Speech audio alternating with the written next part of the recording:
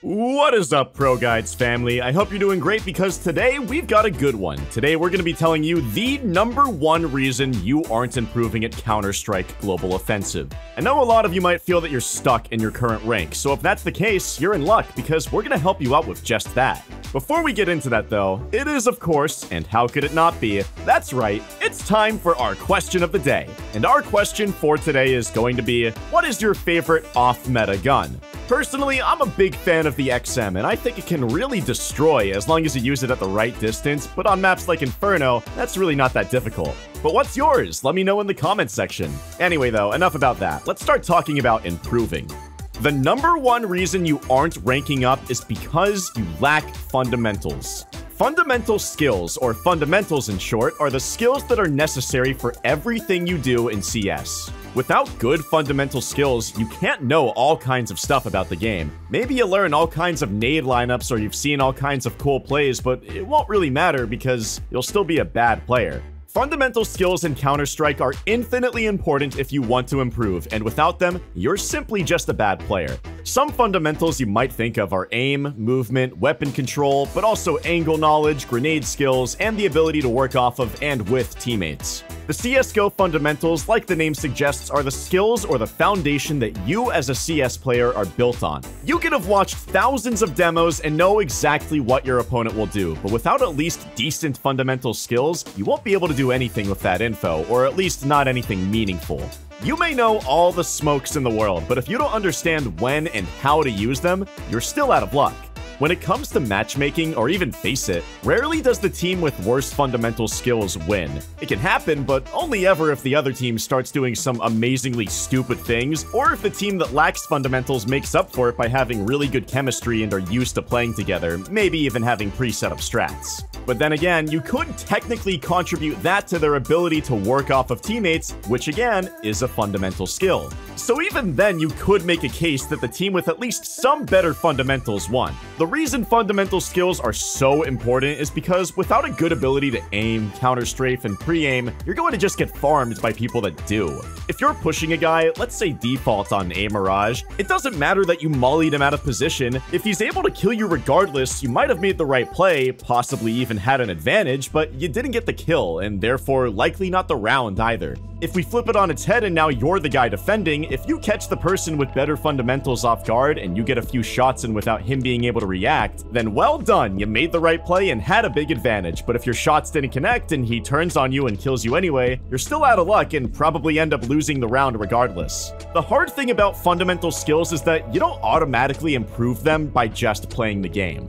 You're not going to learn how to counter-strafe by just playing normally. You're not going to develop good crosshair placement by just grinding more matches. Instead, most, if not all, fundamental skills need work outside of the server. Another difficult part of fundamental skills is that people start to think quite quickly that they already know how to do it after very little practice. And although it's somewhat true that you can get the grasp of them pretty fast, it is by no means true that you'll be able to execute them perfectly after an hour of practice, or even 100 hours. If you've been playing Counter-Strike for a while, I'm sure you've heard of counter-strafing, stopping more quickly by pressing the opposite strafe key. I know a lot of people like to think that since they've spent a bit of time on it, maybe even multiple hours, they know how to counter-strafe. If you were to ask a person if they know how to counter-strafe in any rank above Gold Nova, you'll probably hear an overwhelming yes. The thing is, though, that even pros who've spent countless hours playing CSGO, most of them over 10,000, still practice their counter-strafing skills daily. Let that sink in for a moment. Even pro players who've spent thousands upon thousands of hours playing Counter-Strike still see the need to practice something as basic as their counter-strafing skills. That just goes to show how ignorant you have to be to think you already know how to counter-strafe.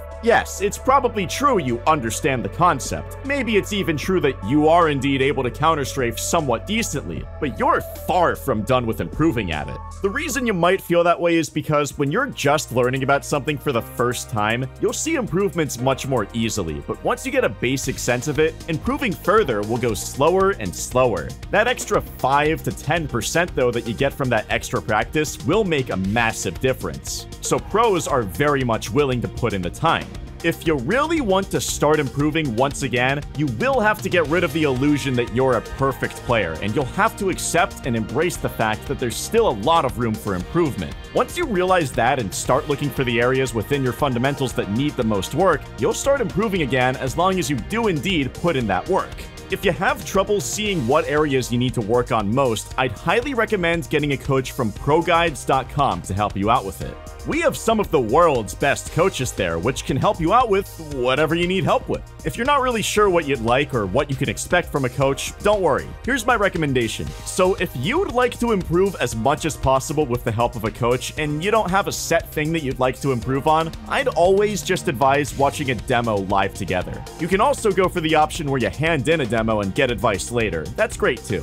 But if you're watching it live, it's just so much more effective. You'll be able to ask any question you might have, and if anything isn't clear to you immediately, they can help you out right away. Hell, maybe you even want to learn something new right after you review the demo. Let's say you'd like to know how you should approach a certain position, then they can even help you with that too. All in all, live coaching while watching a demo is definitely the fastest and most efficient way of improving. So if you've never had a coach before and don't know exactly what you'd like to be coached on, that's what I'd recommend for sure.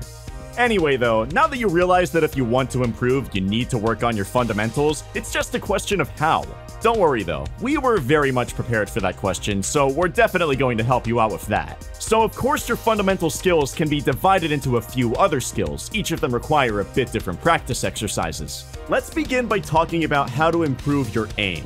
Everyone's aim is different. Some people aim very fast, some people like to go slow and methodical. Again, others might be great at flicking, and some people are great trackers. Whatever you may be, your approach should be different. If you're a naturally great flicker but not so much tracking, you of course want to spend most of your time improving your tracking skills. If the opposite is the case, you'll obviously want to work on your flicks. It's up to you, or hopefully your coach, to decide what you are and aren't strong at. Once you decide what you want to improve upon, it's just a question of how to do it, and honestly, it's not all that difficult. If you want to practice, let's say you're tracking, right? What you should do is get into aim_bots and, well, practice your tracking. Move around and track a target, occasionally counter-strafe and shoot, then go back to tracking another target. You could do the opposite and make the targets move while you're standing still, or even make the targets move while you move yourself. Make sure you make it difficult enough so that you have to stay focused, while also making sure it's not too difficult to the point where it's tilting. That's the ideal way to improve. If it's not tracking you struggle with, but instead flicking, well, guess what? You can go into aim_bots and practice your flicking. Flick from bot to bot while standing still, or if you'd like to make it more difficult, move and counter-strafe in between shots. When it comes to other skills like movement, for example, that can best be practiced using KZ and surf maps. KZ maps are maps where you have to maneuver yourself through some sort of parkour to get to the end of the map. Good movement is usually a necessity to complete them, and if you're playing on the right difficulty level, then they can also be really fun and challenging. Having good movement or KZ skills will definitely help you in game when you're just moving around or when you have to counter-strafe. Surfing is similar in the sense that it helps improve your movement skills, but it's not like your typical parkour. Instead, you're surfing on the side of a ramp, and if you do it right, you'll be able to go at really high speeds, flying across the map.